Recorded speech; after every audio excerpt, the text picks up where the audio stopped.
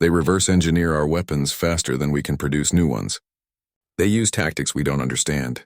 And worst of the war began in earnest on a cold morning when 7 human fleets struck 7 different worlds simultaneously. Yuna commanded the assault from her flagship Defiance, leading a mixed force of human ships and alien vessels that had joined the rebellion. The target was Thesara, a core Valtrine military world. The battle started in orbit. Valtrine defense platforms opened fire on the approaching fleet. Their weapons were powerful, designed to destroy entire fleets.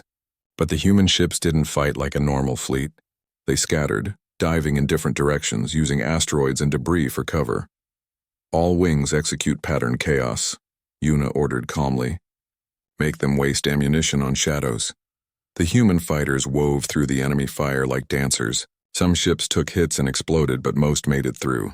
They came at the defense platforms from unexpected angles, hitting weak points that Valtrine engineers never thought to protect because no one was supposed to get that close. One pilot, a young man named Sunwoo, found his fighter's engines failing after a near miss. His ship was dying, powerless, drifting toward a massive Valtrine dreadnought. Over the radio, his voice was calm. "Captain, this is Sunwoo. My bird's dead, but I'm still flying toward that big ship. Permission to make it count?" Yuna closed her eyes. She knew what he was asking. Granted. "Thank you, Sunwoo. For Earth," he said simply. Then his fighter slammed into the dreadnought's reactor at full speed. The explosion was massive. The dreadnought, which had destroyed millions across a dozen worlds, tore itself apart from the inside. Debris rained down on Thesara's surface. One pilot's sacrifice, one moment of courage, had eliminated the system's most dangerous weapon. But the cost was high. They lost 40 ships taking orbit, 40 crews, hundreds of people gone in flashes of light. Yuna watched each loss on her screens and promised herself they wouldn't die for nothing. On the planet's surface, Taiho led the ground assault. He landed with 500 fighters, both human and alien, in the outskirts of Thesara's capital city. The Valtrine garrison numbered in the thousands, but they were unprepared for the fury that hit them. "Remember," Taiho told his troops as they prepared to advance, "we're not here to conquer. We're here to liberate. Every Valtrine you see is part of the machine that enslaved billions. Show them what happens when they pick on the wrong species." The attack was brutal, house-to-house fighting through alien streets. The Valtrine tried to form defensive lines, but the resistance forces didn't fight by the rules. They used civilian buildings for cover. They attacked from sewers and rooftops. They set traps and ambushes. Minho, now a hardened veteran, led a squad through a warehouse district. They encountered a Valtrine patrol and opened fire without warning. The aliens tried to retreat but found themselves surrounded. They threw down their weapons, hands raised in surrender. One of the aliens spoke through a translator. "We surrender. You must accept surrender under galactic law." Minho looked at the alien for a long moment. "Galactic law? Like the law that said you couldn't enslave entire species? Like the law that protected civilians? You want law now, after everything you've done?" The Valtrine soldier saw death in Minho's eyes. "Please, we were following orders. We didn't know. My mother died following your orders," Minho said quietly. She begged too. "Did you show her mercy?" The alien started to scream, but the plasma fire was quick. Minho's squad left no survivors. It was the same story across the battlefield. The resistance had learned that Valtrine prisoners just meant more enemies later. Better to end it now. In another part of the city, Taiho's forces freed a labor camp holding thousands of Thessaran natives. The aliens were weak, starving, marked by years of slavery. When they saw their liberators, when they realized the Valtrine were being driven out, they cried. An old Thessaran grabbed Taiho's arm. Thank you. We prayed someone would come. We hoped for years. Don't thank us yet," Taiho said. "We're winning this planet, but the war's not over. The Empire still holds 16 other worlds. Can your people fight?" The old alien looked at the freed slaves around them. "Ask them if they want revenge. Then you'll see if we can fight." Within hours, the liberated Thessarans joined the battle. They knew the land, knew where the Valtrine had hidden resources and weapons. With local knowledge and human tactics combined, the garrison didn't stand a chance. The battle for Thesara lasted 3 days. When it ended, the planet was free. But the cost was terrible. A quarter of the liberation force was dead. The city was in ruins. Thousands of civilians had died in the crossfire.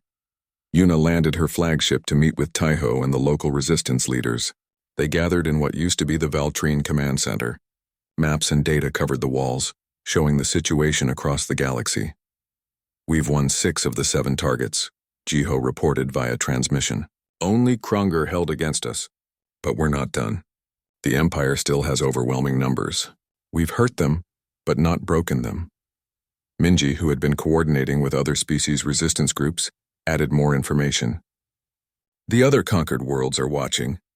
They're seeing that the Valtrine can be beaten. Rebellions are starting on planets we haven't even reached yet. That's good, Yuna said, but we need something more. We need a symbol, something that shows the Empire is finished. We need to hit their homeworld, Taiho said. Everyone looked at him. Valtrine Prime. We take the fight to their capital, show them what it feels like to have war on their doorstep. That's suicide, one of the alien leaders protested. Valtrine Prime has defenses we can't breach. Their home fleet alone outnumbers everything we have combined. Then we don't fight fair, Taiho said. We do what humans do best. We make them afraid. We strike when they don't expect it. We hit them where it hurts most, and we make sure they know that this is revenge for Earth. In the Crimson Nebula, a massive space battle raged. The Valtrine had assembled their fleet to crush the rebellion once and for all.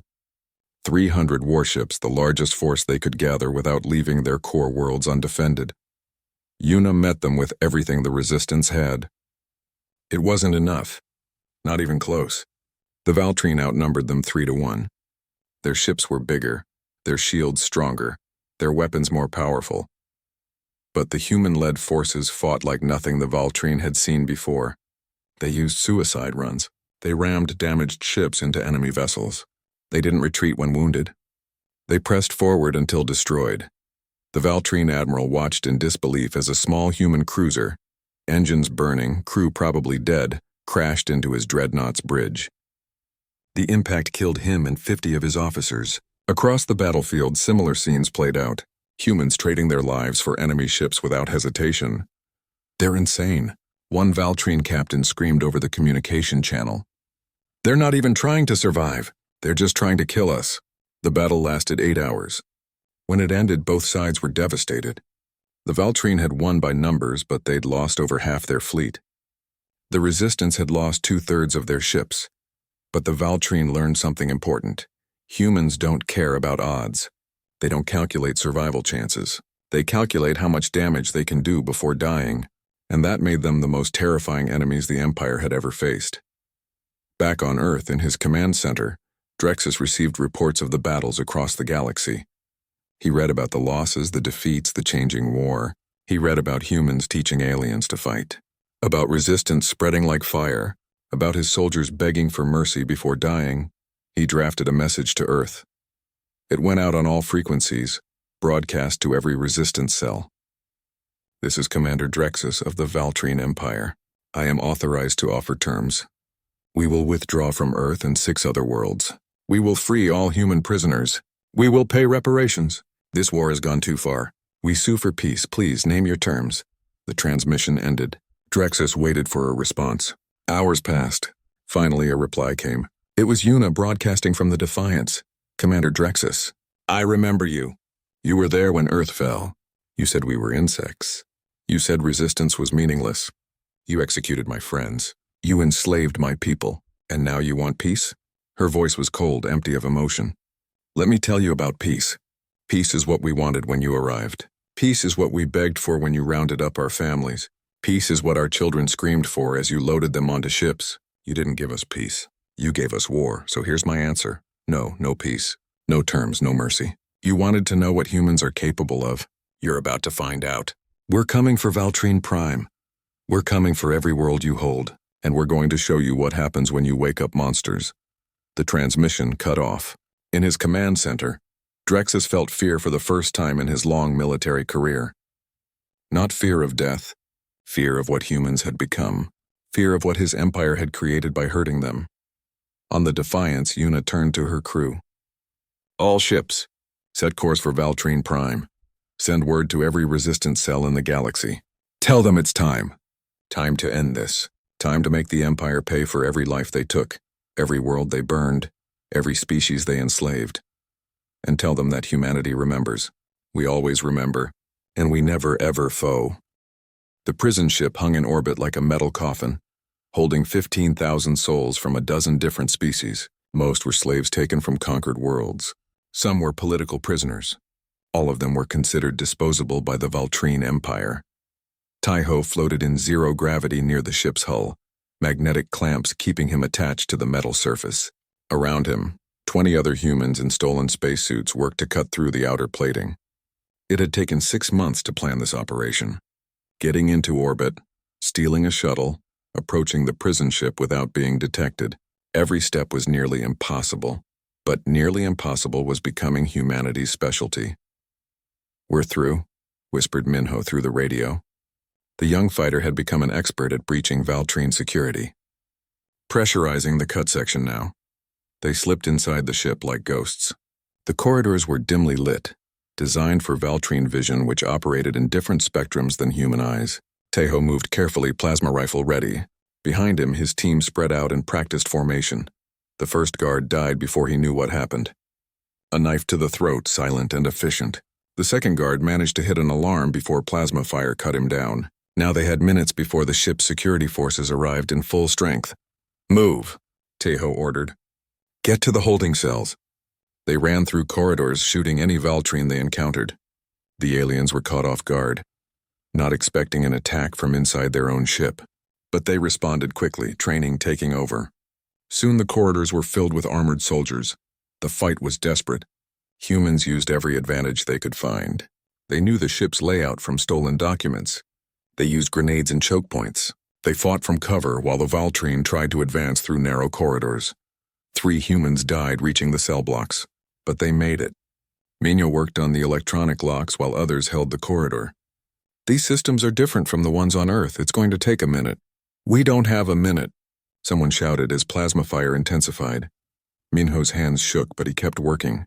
Finally, the locks disengaged with a hiss. Doors all along the corridor opened. Hundreds of aliens stumbled out, confused and frightened. They were thin, marked by years of captivity. Some could barely walk. "Everyone who can fight, take a weapon," Taiho shouted, throwing captured rifles to the freed prisoners. "Everyone else, follow us to the escape pods." Among the freed prisoners was a human woman. She looked at Taiho with eyes that had seen too much suffering.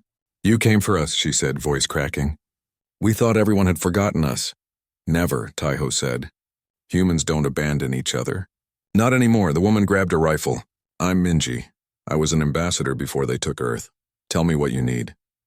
"Can you speak their language?" Taiho pointed to the confused alien prisoners. "Some of them, yes." "Then help me organize this. We need to get everyone to the pods before reinforcements arrive." Minji started shouting in different languages. Slowly, the mass of freed prisoners began to organize. The aliens who could fight took weapons. The others formed groups ready to evacuate, but the Valtrine weren't going to let them go easily. The ship's security chief, a massive warrior named Krethus, led a counterattack with 50 heavily armed soldiers. They hit the humans from 2 directions, trying to trap them in the cell block. The battle became a nightmare. Plasma fire lit up the corridors. Aliens who had been prisoners minutes ago now fought beside humans against their former captors. Some fought with rage, years of suffering pouring out in violence. Others fought with cold precision, old soldiers remembering their training.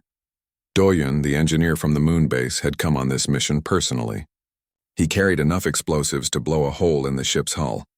When the Valtrine assault threatened to overwhelm them, he made a decision. "Get everyone to the pods," he shouted to Taiho. "I'll buy you time!" "Doyun, no!" Taiho tried to reach him, but the man was already running the opposite direction. Doyun charged into the Valtrine forces, firing his rifle on full auto.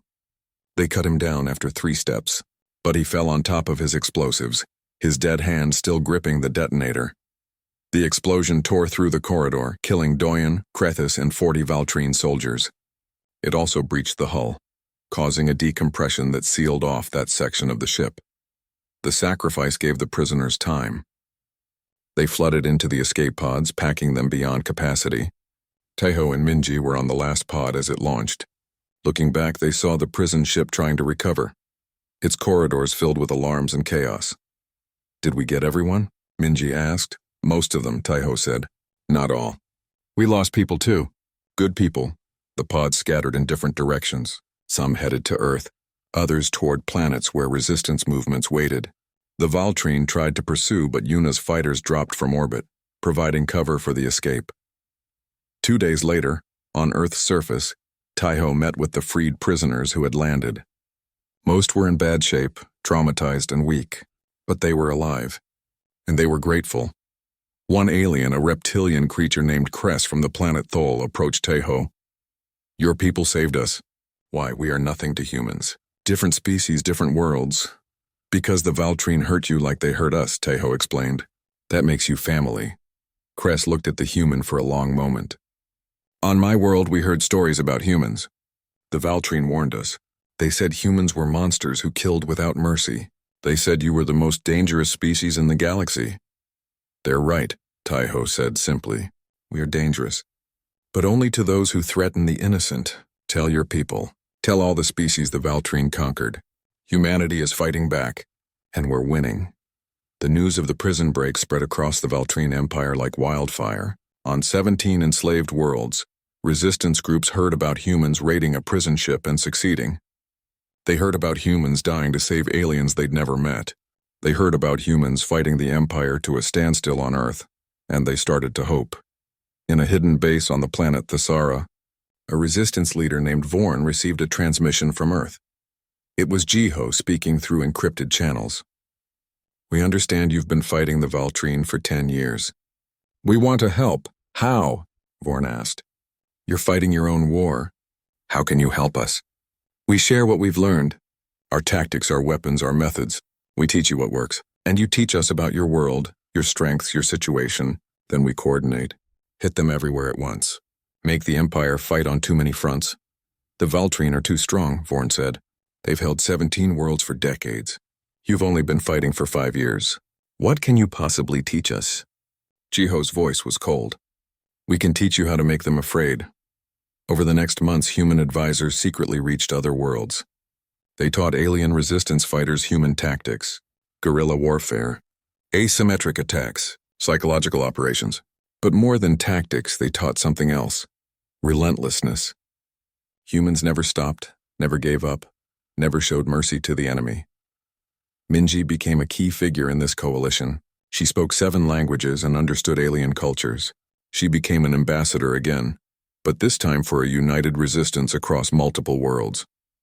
One day, talking to Yuna on a video call, she said, "They're scared of us. Not just the Valtrine. The other species, too. They've seen what humans do to prisoners. They've heard about the torture, the revenge killings. Some of them wonder if we're any better than the Empire." Yuna looked at her through the screen. "Are we?" "I don't know," Minji admitted. "We do terrible things, but we do them to monsters. Does that make us monsters too?" "Maybe," Yuna said. "But if being monsters means protecting the innocent, saving the enslaved, and burning the Empire to the ground, then I'll be a monster. The Valtrine wanted mercy when they conquered us. They wanted us to be civilized and peaceful. Well, they killed that version of humanity. What's left is something that knows how to hurt back." On Valtrine Prime, the Empire's homeworld, the High Council met in emergency session. Reports flooded in from across their territory. Increased resistance activity on 14 worlds. Human tactics spreading to alien populations. Supply lines disrupted. Casualty rates increasing. The Supreme Commander addressed the Council. "Humans are teaching the other species how to fight. They're turning our own empire against us. If we don't stop this, we'll face rebellions on every world we control." "Then increase forces," one counselor suggested. "Crush them before it spreads further." "We've tried that," the commander said. "Every time we hit them harder, they adapt and hit back worse. Humans don't follow normal patterns. They don't surrender when beaten. They get angry. And angry humans are the most dangerous creatures we've encountered." He pulled up a classified report. "Our psychologists have studied them. They call it adaptive aggression. The more pressure we apply, the more violent and creative they become. Their entire history is full of this. Wars lasting decades, genocides, nuclear weapons. They've spent thousands of years perfecting the art of killing their own kind. Now they're applying those skills to us. They're primitives with stolen technology," another counselor scoffed. "Surely our military superiority." "Our military superiority is eroding," the commander interrupted. Operation Reckoning began at midnight across 12 time zones simultaneously. Years of planning, of sacrifice, of silent preparation all came together in one coordinated explosion of violence. In Tokyo, Jiho's team moved through the sewers toward their target. The main Valtrine supply depot for East Asia sat above them, protected by walls, guards, and enough security systems to detect a mouse. But the Valtrine never thought to check underground. They never imagined humans would spend 2 years digging tunnels right beneath their feet. "Everyone in position?" Jiho whispered into his radio. Confirmations came back from all 12 strike teams. Europe, Africa, Asia, the Americas. All ready, all waiting for his signal. "Remember," Jiho said, "we hit hard, we hit fast, and we vanish. The goal isn't to win, it's to prove we can hurt them. Execute in 3, 2, 1, go." Above him, shaped charges blew through the floor of the supply depot. Jiho and his team poured through the hole, weapons firing. The Valtrine guards never had a chance to react. Within seconds, they were dead. The team split up, placing explosives on ammunition stores, fuel tanks, and the main power core. They had 4 minutes before reinforcements arrived. Jiho's people moved like machines, efficient and deadly. Sora worked at a computer terminal, downloading everything she could from the base's network while around her. Soldiers planted bombs. 2 minutes, someone shouted. Sora's fingers flew across the keyboard. Almost got it. Come on, come on. Outside, they could hear the sound of approaching vehicles. Heavy engines, lots of them. The Valtrine were coming in force. "Sora, we have to go now." Jiho grabbed her shoulder. 10 more seconds. She hit a final key, downloaded the data, and pulled the drive. "Got it, let's move." They ran back to the tunnel entrance as the building began to shake from approaching footsteps. The Valtrine were inside. Jiho was the last one through the hole. He triggered the remote detonator as he dropped into the tunnel. The explosion was massive. The entire depot went up in a fireball that could be seen from orbit. Thousands of tons of supplies, weapons, and equipment gone in an instant. And in that instant, the Valtrine learned something important. Humans could strike anywhere, anytime. In Shanghai, Taiho's cell hit the regional command center. They didn't use stealth. They used audacity. A stolen Valtrine transport drove right up to the front gate. When the guards approached to check identification, the back doors opened and 10 humans with plasma rifles turned them into smoke. The fighting was brutal. Close quarters, room to room. The Valtrine had armor and shields. The humans had rage and knowledge of every corner of the building. They had been cleaning this place as slave workers for 3 years. They knew where the commander slept, where the weapons were stored, where the power systems ran. Taiho led the assault on the operations center. 2 Valtrine officers were inside, coordinating garrison activities across the region. They reached for their weapons, but Taiho was faster. His plasma rifle fired twice. Both aliens dropped. "Minho, get on that console," Taiho ordered. "Upload the virus Sora designed."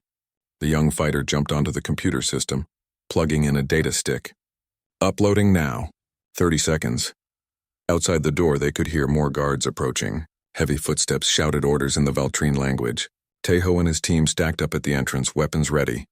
The door exploded inward. The Valtrine assault team came through, armored and dangerous. The humans opened fire from cover. The small room became a storm of plasma and bullets. 2 humans went down. 3 Valtrine followed them. 20 seconds, Minho shouted over the gunfire.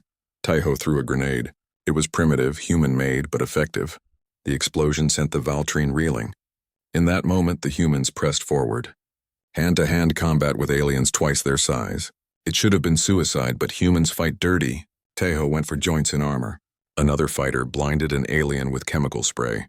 A third used the Valtrine's own weight against them, tripping a soldier into his companions. Done. "Virus is spreading!" Minho pulled the data stick. "Let's go!" They fought their way out of the building, leaving bodies on both sides. Of the 10 humans who went in, 6 came out.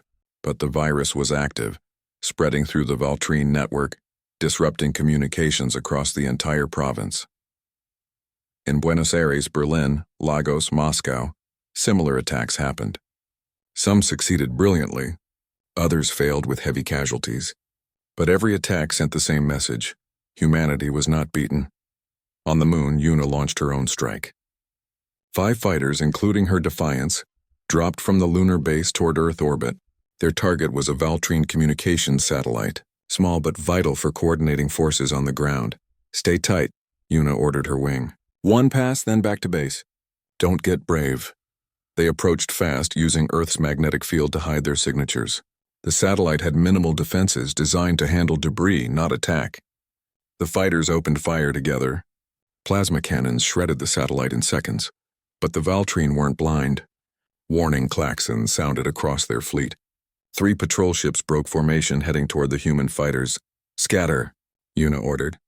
"Execute evasion pattern Delta." The human ships split up, diving in different directions. The Valtrine ships were bigger, more powerful, but the human craft were faster and more maneuverable. They wove through orbital debris using Earth's gravity well to slingshot around obstacles. One human fighter wasn't fast enough. A plasma beam caught its wing, sending it spinning. The pilot, a woman named Unji, fought with the controls. "I'm hit. I can't stabilize." "Eject," Una screamed. "Unji, eject now." But Unji didn't eject. Instead, she turned her dying fighter toward the nearest Valtrine ship. "For Earth," she said calmly. Then she hit full throttle. The fighter, powerless and burning, slammed into the Valtrine patrol ship's engine. Both exploded in a ball of fire that lit up the night sky over Africa. Una wanted to scream, to cry, to turn back and avenge her friend. But Unji had given them time to escape. The remaining fighters made it back to the moon. 1 life for 1 enemy ship. In the cold mathematics of war, it was a good trade. But it didn't feel good. Back on Earth, news of the attack spread through both human and Valtrine populations. The aliens responded with fury. Drexus issued an immediate order. For every Valtrine killed, execute 100 humans. In Beijing, in Seoul, in Sao Paulo, the executions began. They rounded up civilians at random. Workers, elderly people, children. They lined them up in public squares and killed them while forcing other humans to watch. 10,000 died that day. Shot, burned, thrown from buildings. The Valtrine wanted to break human spirit, to make them regret resistance. It had the opposite effect. The humans who watched those executions didn't cry. They didn't beg. They memorized the faces of every Valtrine soldier involved. And in the tunnels, in the hidden bases, in the resistance cells, something changed. They stopped taking prisoners. Valtrine soldiers on patrol began disappearing. Not killed in combat, just gone. When their bodies were found days later, they showed signs of torture. The soldiers had begged before they died. They had screamed. They had suffered. Drexus read the reports with growing concern. This wasn't normal warfare. Humans were becoming something darker. They were learning to enjoy causing pain. He sent a report to the Valtrine High Council. The humans are changing. Initial attacks were tactical. Now they're personal. We executed 10,000. They're responding by hunting our soldiers individually. They're taking time to make death slow. This isn't military strategy. This is revenge. The Council's response was dismissive. You face primitives with stolen technology. Increase security. Show strength. They will break. But Drexus knew better. He had been on Earth for 5 years. He had watched humans closely. They didn't break. They bent, adapted, and came back harder. Every action provoked a worse reaction. Every death was answered with more death. In a hidden bunker under the ruins of Seoul, Taiho gathered his expanded cell. They had grown from 20 fighters to over 200. Other cells reported similar growth. People who had been passive, who had hoped to survive by staying quiet, were now joining the resistance. They killed my wife in the executions, one new recruit said, his voice empty of emotion. I want to learn how to make them suffer. Taiho looked at the man. He saw the same emptiness he felt inside. Then you're in the right place. We're done playing nice. We're done being merciful. They wanted monsters? We'll show them monsters. Across the room, Minho cleaned a Valtrine plasma rifle. The young man who had joked during missions was gone. In his place was someone colder, harder. When do we hit them again? He asked. Soon, Taiho promised. But next time, we're not going for supplies or satellites. We're going for blood. We're going to hurt them so badly they'll wish they never came to Earth. In orbit, in tunnels, in ruins across the world, humanity sharpened its weapons and prepared for the next strike. The first blow had been struck. Now came the real war, and in that war, mercy was a luxury neither side could afford. 5 years passed like a slow, grinding nightmare. On the surface, Earth looked dead. Cities stood empty or occupied by Valtrine forces. Millions of humans had been shipped away to labor camps across the galaxy. The rest lived under constant watch, worked to exhaustion, treated like animals. But beneath the surface, something else was happening. In an abandoned subway tunnel under what used to be Tokyo, Colonel Jiho typed encrypted messages on a salvaged computer. The tunnel walls were lined with equipment stolen piece by piece from Valtrine supply depots. 30 people worked around him, most of them former soldiers, engineers, or scientists. They called themselves the Underground. Jiho had been a Special Forces commander before the invasion. He survived by being smart, by staying hidden, by knowing when to run. Now he ran the largest resistance network on Earth, cells in every major city, thousands of people connected through hidden quantum channels that the Valtrine couldn't detect. "Colonel, we have confirmation from the Busan cell," said Sora, a young woman hunched over a laptop. She was only 19 when the invasion happened. Now at 24, she was the best hacker Jiho had ever seen. "They've successfully tapped into the local garrison's network." "Good," Jiho said. "Tell them to download everything they can, but don't leave traces. We need to know their patrol routes, supply schedules, everything." Sora's fingers flew across the keyboard. "Already done. They're sending the data now." Across the tunnel, mechanics worked on reverse-engineered Valtrine weapons. It had taken 3 years just to figure out how the plasma rifles worked. Another year to build one that wouldn't explode in the user's hands. Now they had a small arsenal, hidden in tunnels and bunkers across the globe. Far above Earth, in a crater on the dark side of the moon, Yuna was alive. The escape pod had ejected her just before Artemis exploded. She drifted for hours before another pod found her. Together, a dozen survivors made it to an old research base that the Valtrine didn't know existed. Over 5 years, that dozen became 50, then 100. Yuna stood in what they called the workshop, watching engineers assemble a prototype fighter. It was small, angular, built from a mix of human and stolen Valtrine technology. On Earth, resistance cells had been smuggling alien tech to the moon piece by piece. Now Yuna and her team were learning to use it. "Captain, the power core is unstable," said one of the engineers, a middle-aged man named Doyen who used to design satellites. "If we push it too hard, it'll overload. Then make it stable," Yuna said. "We need ships that can fight. We need weapons that can hurt them." Doyen nodded and went back to work. Yuna walked to the window that looked out over the lunar surface. Somewhere down there on that blue and white marble, billions of humans suffered. She had spent 5 years preparing, learning, building. Soon it would be time to strike back. On Earth, in the ruins of Busan, Taeho led his own cell. He called them the Ghosts. 20 people, all of them survivors of the occupation's worst atrocities. They specialized in hit-and-run attacks, quick, brutal, then vanish before the Valtrine could respond. Tonight they were watching a supply convoy roll through the empty streets. 6 heavy trucks escorted by 2 patrol vehicles. Inside those trucks were food, medicine, and weapons meant for the garrison.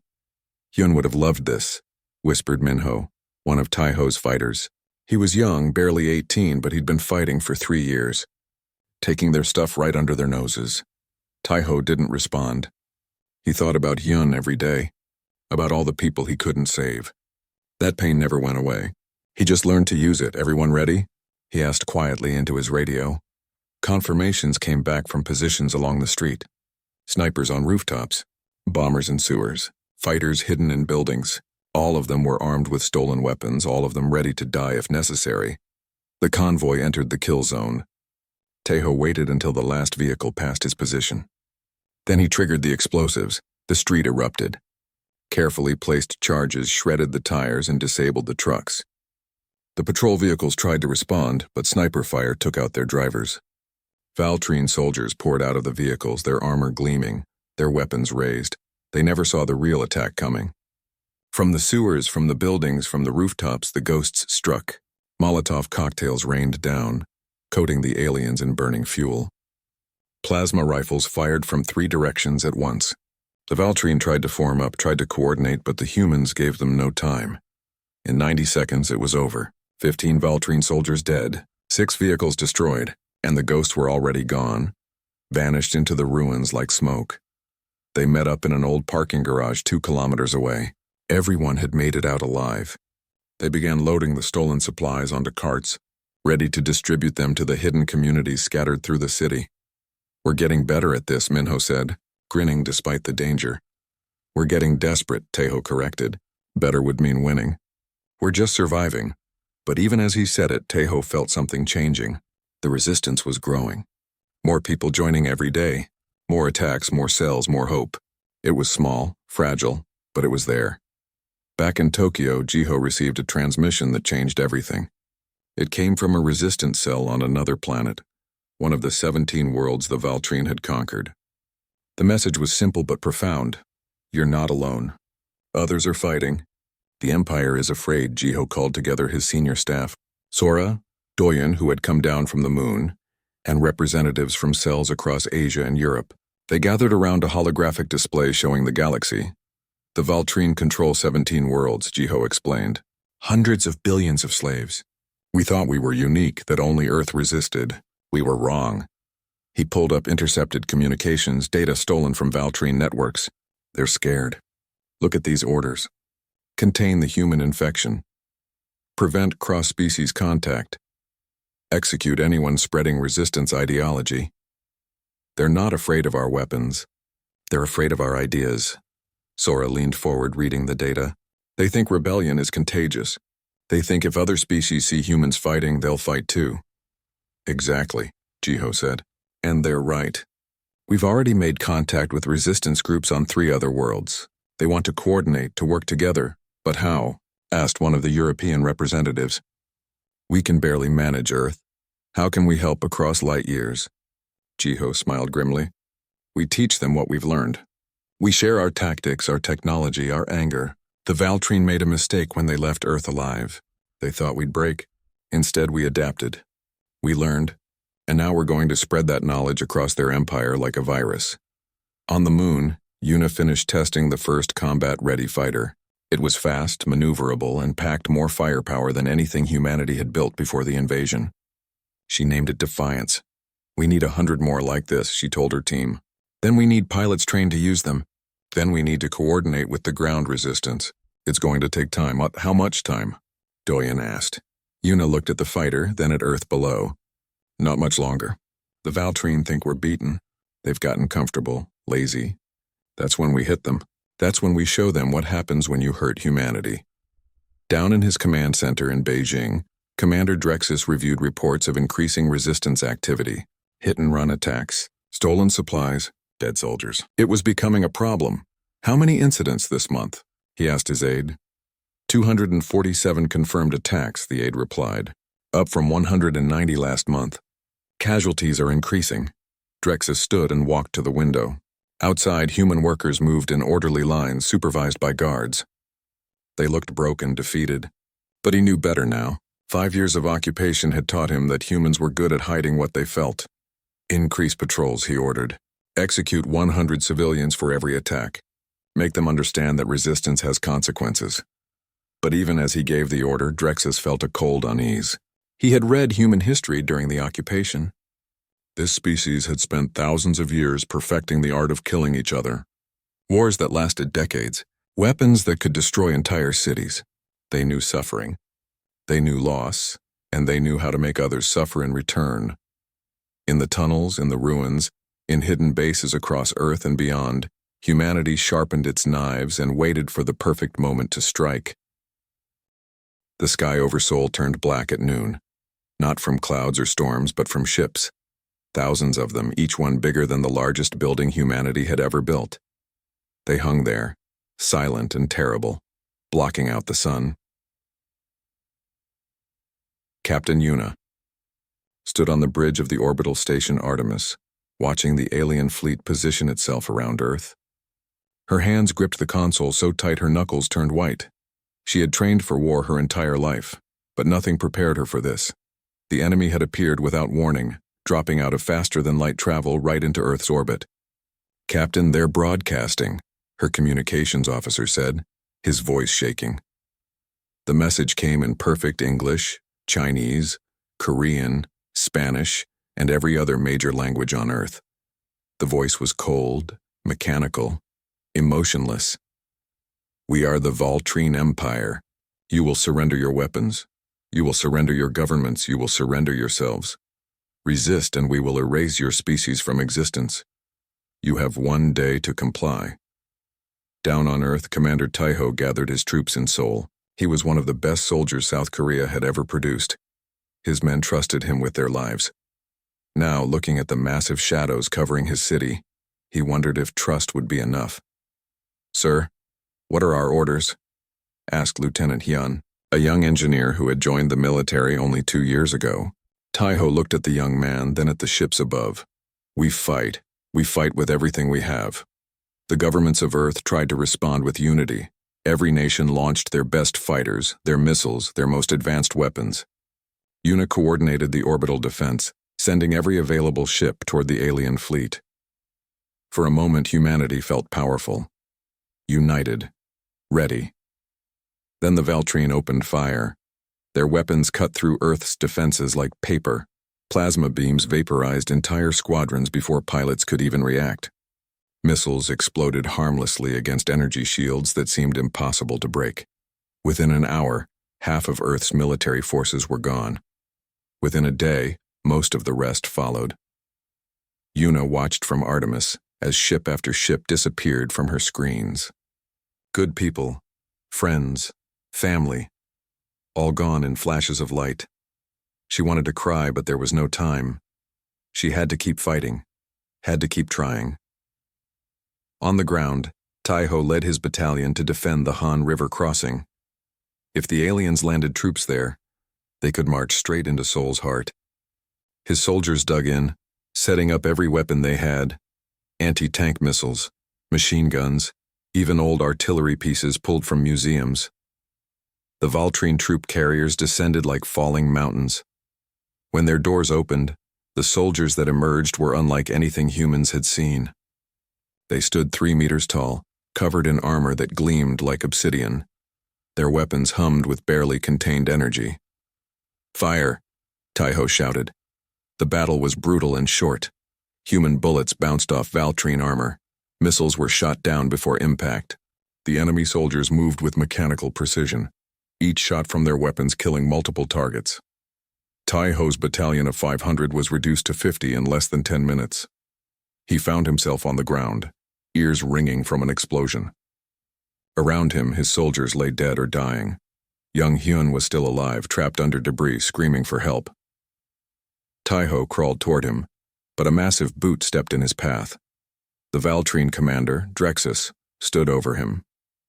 Through a translator device, his voice boomed. "This is the might of humanity? Pathetic. You are insects beneath our feet." Taiho tried to reach for his sidearm, but another soldier kicked it away. Drexus gestured, and his troops began gathering the survivors. 50 humans, forced to their knees. "Let this be a lesson," Drexus announced, his voice amplified for all of Seoul to hear. "Resistance is meaningless." One by one, the Valtrine executed 49 soldiers. They saved Taiho for last, making him watch as each of his men died. Hyun was crying, begging for his life. It didn't matter. The plasma bolt took him like all the others. When they reached Taiho, Drexus stopped them. "No. This one lives. Let him tell the others what happens when you fight the Empire." They left him there, surrounded by the bodies of everyone he had sworn to protect. Above, Yuna's station shuddered from another impact. Her crew was down to a skeleton staff. Half the station was venting atmosphere, but they kept broadcasting, kept coordinating, kept hoping for some miracle. It never came. Within 3 weeks, Earth's major governments surrendered. The Valtrine landed occupation forces in every major city. Their transport ships began loading humans by the thousands, processing them like cargo. Families were separated. Children screamed for parents they would never see again. The elderly, the sick, anyone the Valtrine deemed unsuitable for labor was simply executed on the spot. Yuna received the final order to abandon station. She refused. "I won't leave while they're taking our people." "Captain, we have to go," her first officer pleaded. "The station is falling apart. We can't help anyone if we're dead." She looked at her screens one last time. Below, transport ships were lifting off, packed with human cargo, her people. She had failed them all. "Initiate self-destruct," she said quietly. "If we're going down, we're taking some of them with us." Her crew stared at her in shock. "Captain, there are still people alive on this station." "I know," she said. "And I'm giving them a choice. Stay and make our death count for something, or take the escape pods. I won't order anyone to die with me." Half the crew left. The other half stayed. Una set the coordinates to ram Artemis into the largest Valtrine carrier in orbit. They would die, but thousands of humans might survive because of it. The station began its final dive. Una closed her eyes, thinking of her family, her friends, everyone she'd lost. She thought of Earth, now a slave world. She thought of humanity, broken and scattered across the stars. The Valtrine carrier grew larger in the viewport. Una smiled grimly. At least she would take some of them with her. Then everything went white. When the explosion cleared, the carrier was heavily damaged but still functional. It limped away from Earth orbit. Artemis was gone, scattered into a million pieces of debris. Drexus watched the wreckage from his command ship. "Foolish," he said to his officers. "They choose death over submission. They will learn. We have broken stronger species than this." But deep in his compound, reviewing reports from occupied territories, Drexus saw something that troubled him. Despite overwhelming defeat, despite executions and deportations, humans weren't begging for mercy. They weren't even crying. The ones being loaded onto ships had cold, empty eyes, eyes that promised something dark. He pushed the thought away. They were conquered, broken. It was over. Down in the ruins of Seoul, Taiho opened his eyes. He was alone among the dead, left alive as a warning. But as he looked at the bodies of his friends, his soldiers, his brothers, something changed inside him. The Valtrine wanted him to spread fear. Instead, he would spread something else. Resistance. He disappeared into the ruins of the city, just another ghost in a world of ghosts. But Taiho wasn't dead. None of them were. They were just waiting for their moment, waiting to show the Valtrine what monsters really looked like.